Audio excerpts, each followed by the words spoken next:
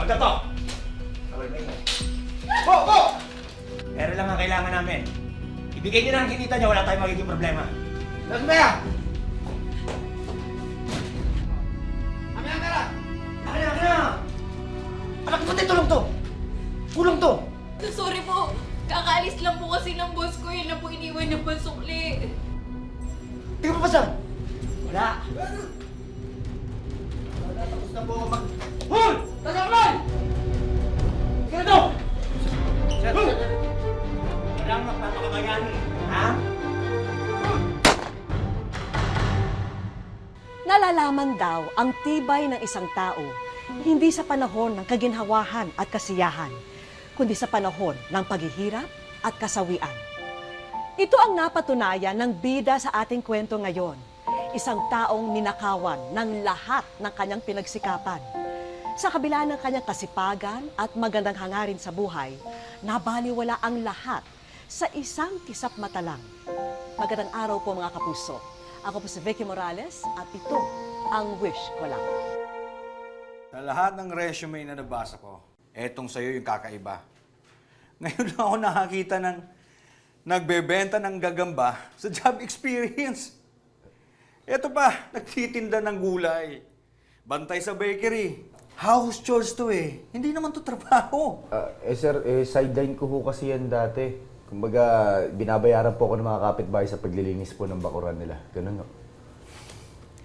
Eh bakit naman ata lahat ng trabaho pinasok mo na?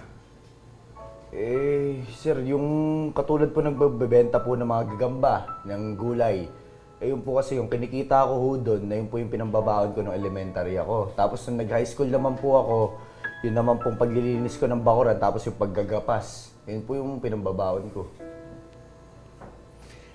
Bilib ako sa'yo, bata. Masipag ka. Unang trabaho ba to? Ang ibig kong sabihin, yung totoong trabaho hindi yung sa palengke o sa bakuran ng kapitbahay mo. Opo. Pag nagkataon, ito po yung una. Eh kung ipalinis ko sa'yo yung bakuran ko, papayag ka ba?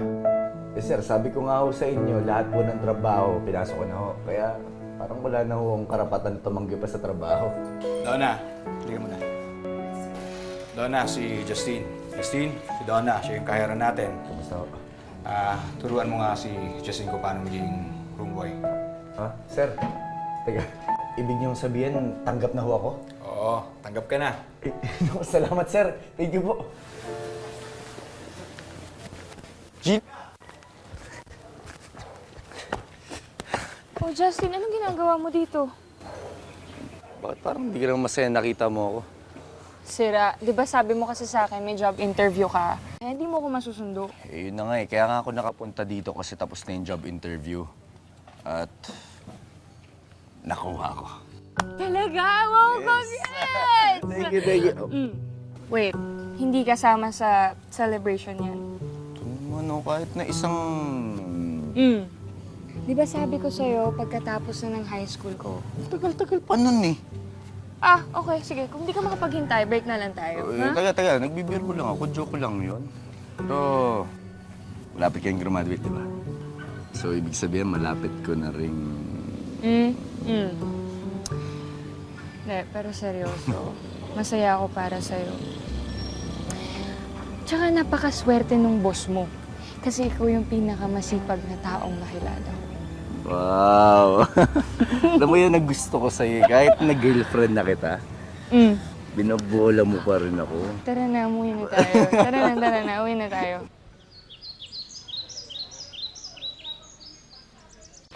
O anak, hindi ka pa ba tapos yung sa assignment mo? Bilisan mo dyan, kakain na tayo. Nay! Tay! Seryoso ka bata to. Ano ba yan? Bakit ka pa sumisigaw? No, pasensya no. May good news lang po ako.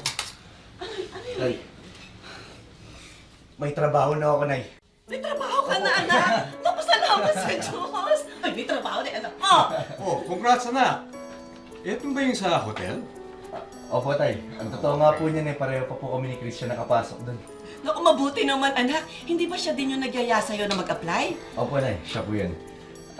Nay, Tay. Umpisa pa lang po ito ng swerte natin.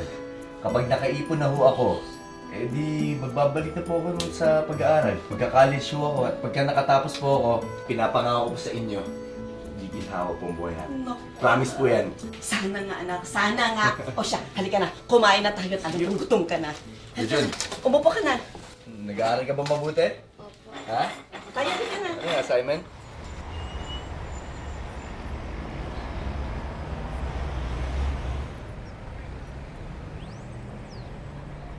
Ano bro?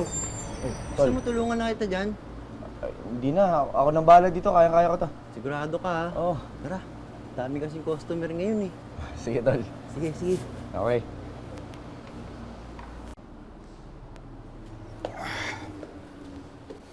Sir, magandang gabi ho. Gandang gabi rin. Sipag mo ah. Mukhang overtime ka na naman. Nako, Parang ay... tapos na shift mo, di ba? Opo, pero sayang po kasi yung kikitain ko pa po sana. Kaya yun, OT na naman po. Magpahinga ka naman, baka magkasakit ka niyan. Ano, sir, ako pa ba? Eh, sanay na sanay po ako mapagod. Ako na po bahala, sir. Thank you. Sige, sige. Sige po. Siya nga pala. Po. Pwede ka bang pumunta sa bahay bukas? Sige na po. Okay, okay na po. Bibigyan kita racket. Magpapalinis ako ng bahay. May mga bisita kasi akong darating. Sige po, sir. Ako na akong bahala doon. Lilinisin ko. Sige, salamat ah. Thank you rin po, sir. Madaling nakuha ni Justin ang loob ng kanyang amo dahil sa kasipagan at pagmamahal niya sa trabaho. Kaya para matulungan din siya, sa halip na ibayad sa iba ang pagpapagawa o pagpapalinis, kay Justin na inaalok ito para dagdag kita nga naman ito sa binata.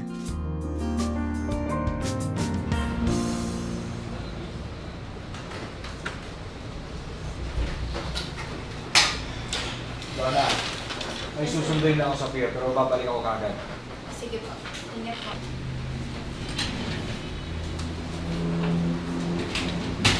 Siya nga pala, si Justin. Nasa likod po. Ginagawa po yung aircon. Okay, ano muna bahala rito ah. Sige po, sir. Ingat po.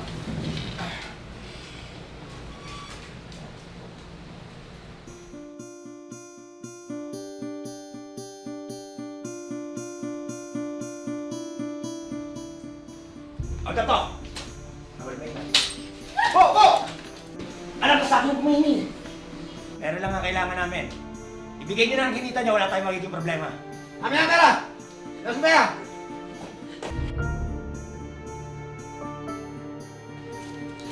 Sorry po. Kakaalis lang po kasi ng boss ko. Yun lang po iniwan ng pansukli. Pati ito! Akin na! Anak ko, pati tulong to! Kulang to! Hindi ka papasa!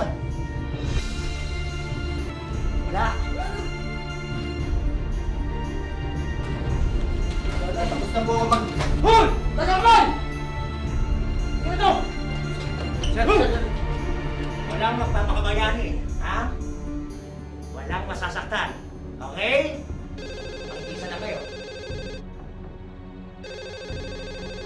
Hoy! Ano ginagawa mo yan? Hoy! Ano yan? Nasagutin mo? Ihingi ka na tulong? Ha? Kailangan natin dagdagan to. Paano yan? Hindi kami natin. Ano, sumibat na tayo? Anong sumibat? Akitin natin mga kwarto sa taas. Meron pa tayo makukuha ron. Dahil kwarto dito. Paano natin malalaman kung may mga tao? Hoy! Luko! Hoy! Ano na? Gusto na! Tulong! Ayun na! Christian! Christian! Ah!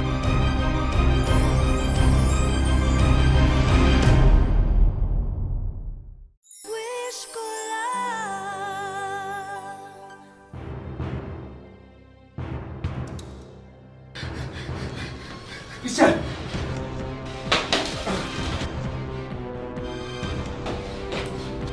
Ah!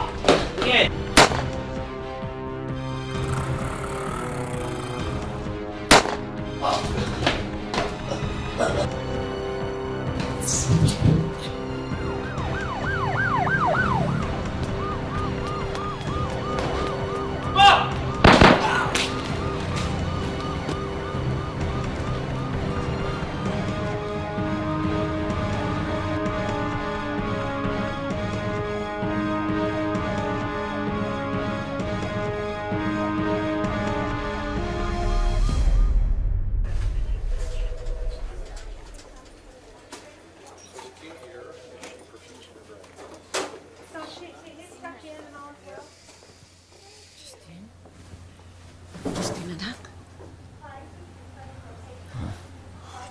Salamat sa Diyos at nagising ka na. Oh, anak, huwag mo munang pilitin magsalita. Mahina ka pa. Ma, kanina po sa hotel, may nang hold up po sa amin, ma. Tapos, pagkatapos po nun, bigla po nilang binaril si Miss Donna. Anak, tapos na yun. Hindi, ma, pinatay nila si Miss Donna, ma. Hindi, anak, tapos na yun. Wala na sila. Ma, hindi lang po yung pagkatapos po na si Christian naman po yung binaril nila. Ma, Anak, ma, pati ako binaril nila, ma. Ma, tapos na yun. Tapos na. ma, hindi. Ma, Anak, Diyos ko, ano nangyayari sa'yo? ma, bakit hindi ko magalaw yung paa ko? Bakit hindi ako magalaw, ma? Ano nangyayari, ma? Ma, ano nangyayari sa akin? Ma, tulungan mo. Ma, hindi ko magalaw yung hindi ko. Ma! Tulungan niyo kami, Nurse! Tumama sa spinal cord mo ang bala, Mr. Makalintal, which affected your motor function. I'm sorry, hindi ka na makakalakad.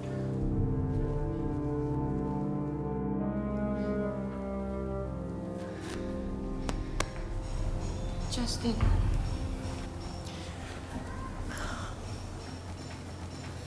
Gina, Naiwan ko muna kayong dalawa. patuloy ko naman siguro yung sinabi ng doktor, diba? Baldado na ako. Justin, huwag mong sabihin yan. Hindi na tayo bagay, Gina. Huwag mong isipin yan, okay? Para sa akin, ikaw pa rin yung pinakamasipag kong boyfriend. Yung kaya lahat ng trabaho. Paano ko na magagawa yun ngayon? Hindi kalahati nga ng katawan ko, di ko na maikot. Okay, hindi kita pababayaan, naalagaan kita.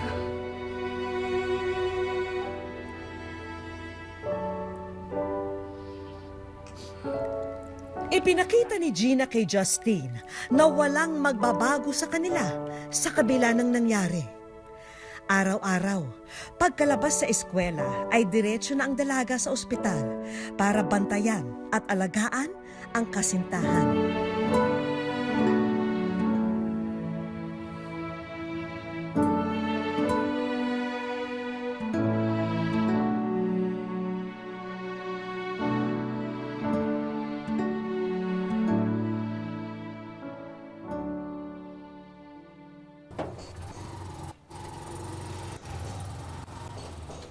Ay, okay, nabayad daw.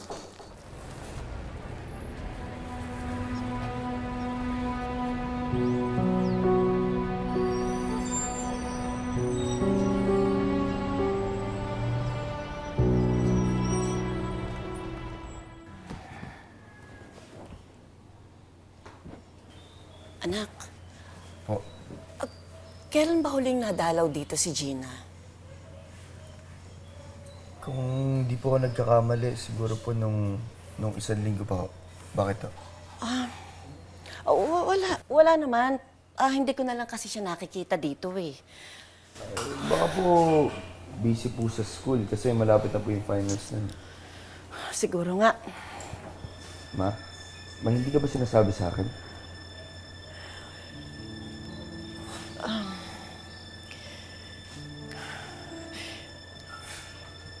Anak, ako, pasensya ka na ha. Hindi na talaga ako makatiis na hindi sabihin sa'yo eh. Si Gina, nakita ko siya may kayakap na ibang lalaki.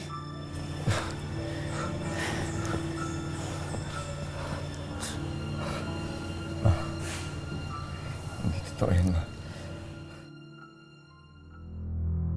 Tinamaan ng bala ang spinal cord ni Justine, kaya paralisado na siya habang buhay.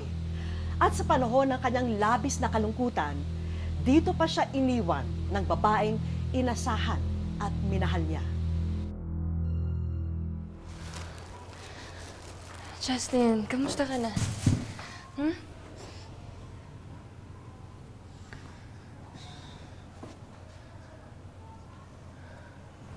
Gina, totoo ba? Ang alin? Na may iba ka na.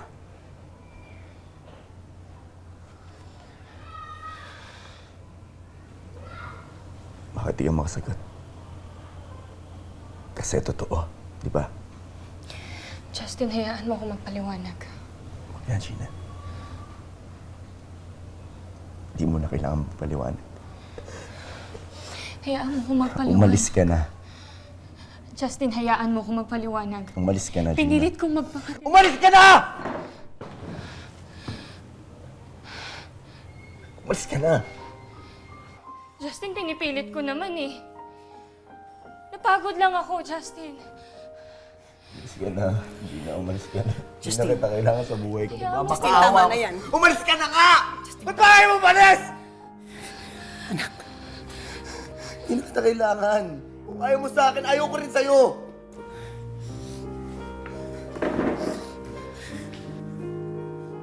Justin, anak, tama na. Bakit ka na nang mahalaga sa akin? Honest. Tawa na sa akin. Tama na. Ano bang mali sa akin? Ano bang mali sa akin?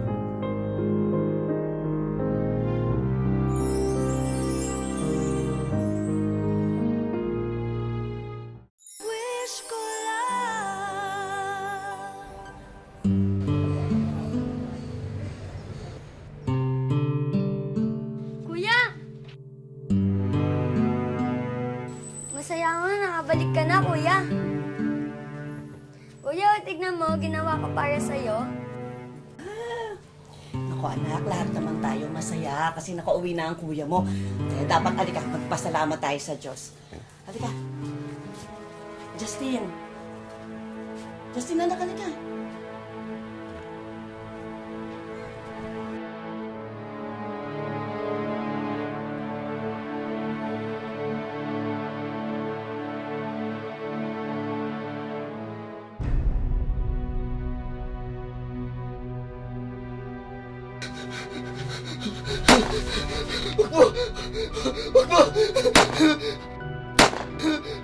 Huwag mo maawa mo sa akin! Ayoko pa maging baldado! Huwag mo! Huwag mo! Justin? Justin? Justin? Justin, anak! Anak! Diyos ko! Justin! Justin! Justin! Anak, kumain ka muna. Okay ka na. Ay, tay. Sige na. Ako na bahala dito. Anak. Oh, kain ka na. Alam mo, anak, mabuti pa siguro ipasyal kita. Kahit dyan lang sa may bandang taniman, doon ka nangunguha ng mga gagamba nung araw. Doon ka din nakakita ng mga kabarkada mo. Malay mo, anak. Doon ka rin makakita ng mga bago mong kaibigan. Tama na. Anak. Justin, ano ba? Sumusobra ka na. Naiintindihan ko yung sakit na nararamdaman mo. Pero hindi naman yan dahilan para bastusin mo kami. Hindi niyo ako naintindihan! Naranasan niyo bang maging baldado? Naranasan niyo bang maging lumpo? Naranasan niyo bang mawala ng mga pangarap? Hindi. Hindi ko nararanasan lahat ng sinasabi mo. Pero Justin, nanay mo ko. Nararamdaman ko lahat ng sakit na nararamdaman ko dahil dyan sa pagkakaganyan mo. Naranasan mo ba na makita mo at pinapanood mo ang anak mo na nahihirapan? Ha? Alam mo ba? Kung gaano kasakit para sa akin yun na wala akong magawa. Wala akong magawa. Hindi ko alam kung ano ibibigay kong lunas sa'yo para sa sakit mo. Hindi lang ikaw ang nahihirapan, Justin. Hindi lang ikaw ang nasasaktan.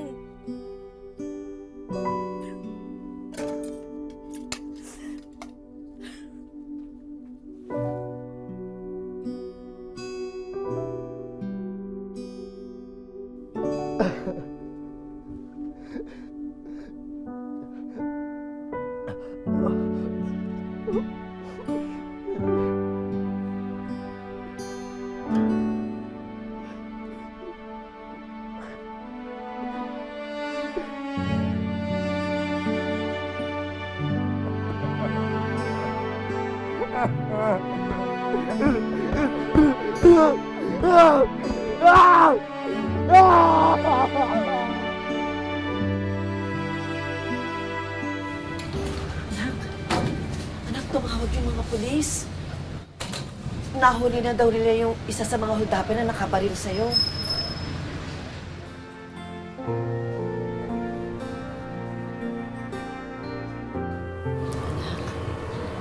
Sigurado ka ba sa gusto mo? Apo.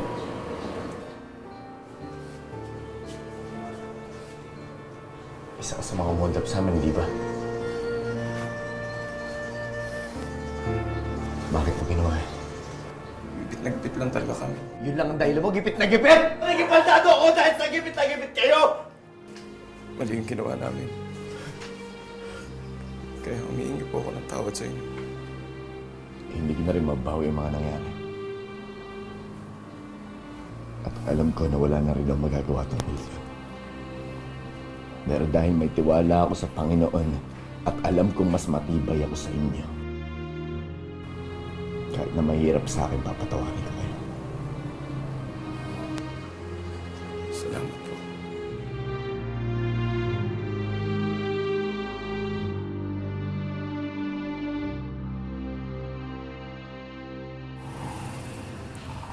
Ma? Oh, bakit ka umiiyak? Hanggang ngayon ba, anak, iniisip mo pa rin yun? Ma? Sorry po. Sorry po kasi naging mahina ho ako. Kasi yun, naging makasarili ho ako.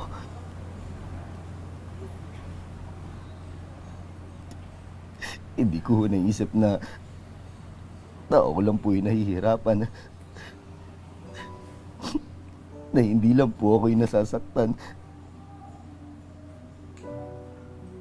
Alam ko po, Ma, sa tuwing pinapahirapan ko po yung sarili ko, para ko na rin po pinahirapan kayo, yung mga nagmamahal sa akin.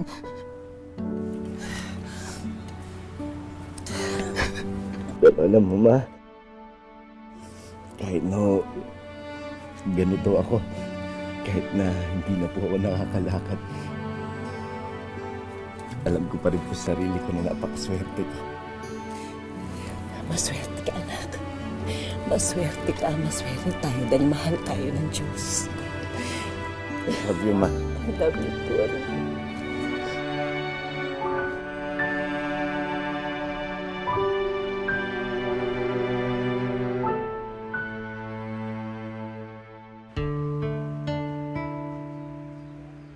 Eto na ngayon si Justin.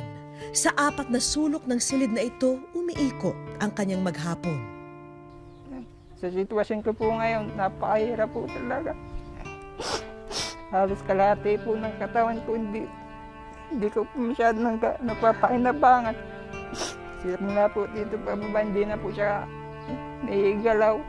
Hindi po siya nakakaramdam. Buong araw nakatutok sa pagbabantay kay Justine, si Nanay Fidela. Sa kanya raw kasi nakaasa ang binata dahil limitado lang ang pagkilos niya. Kailangan po kasi ako ng anak ko dahil iniisip ko po bukas ng alawa sino po maglilinis sa kanya. Sino po magpapalit ng diaper sa kanya. Kailangan ko po maging matatag. Kailangan ko po laging unahin ang anak ko bago po ang sarili ko. Dahil palaging nakahiga, nagkaroon na ng mga bed sore o mga sugat sa likod si Justine. Dagdag pahirap pa ito sa kanya. Mama, nagpapasalamat daw sa iyo, Mama. Salamat, Mama, hindi mo pinababayaan. Kahit minsan nagiging mainitin yung ulo ko.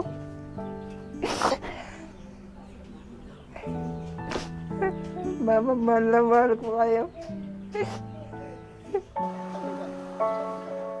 Si Tatay Wilfredo ang naghahanap buhay para sa pamilya.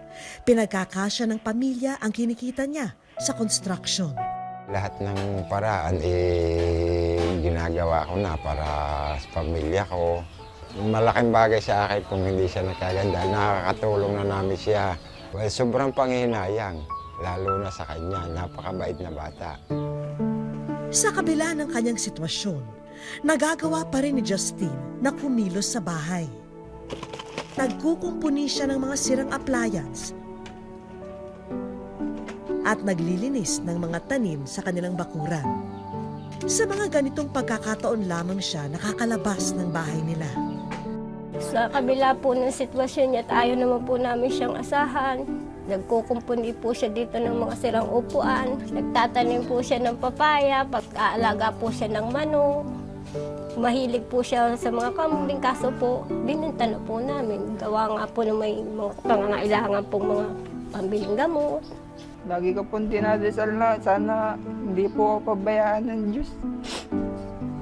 Sa kabila ng kalagayan ko, lalo na po yung pamilya ko.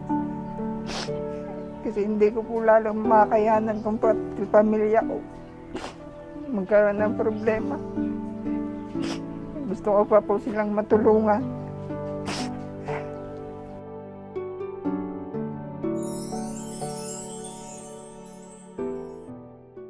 Sa aming pagbabalik, Justin, ikaw ay nasa wish ko lang. Hindi ko po inaasahan na mangyayari yung inaasam ko.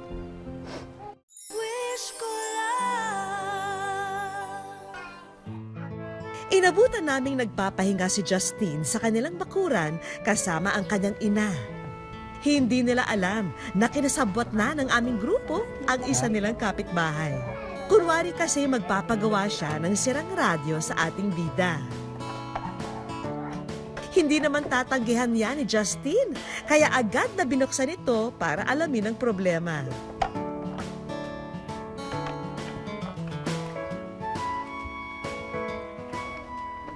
Justin, ikaw ay nasa wish ko lang. Masaya po. Hindi ko po inaasahan na mangyayari yung inaasam ko. Akala ko hindi po mangyayari. Niyaya na namin sina Justin, pati ang kanyang pamilya, para malaman na nila ang naghihintay na sorpresa. Lahat ng nakikita mo, Justin, mga regalo yan para sa'yo.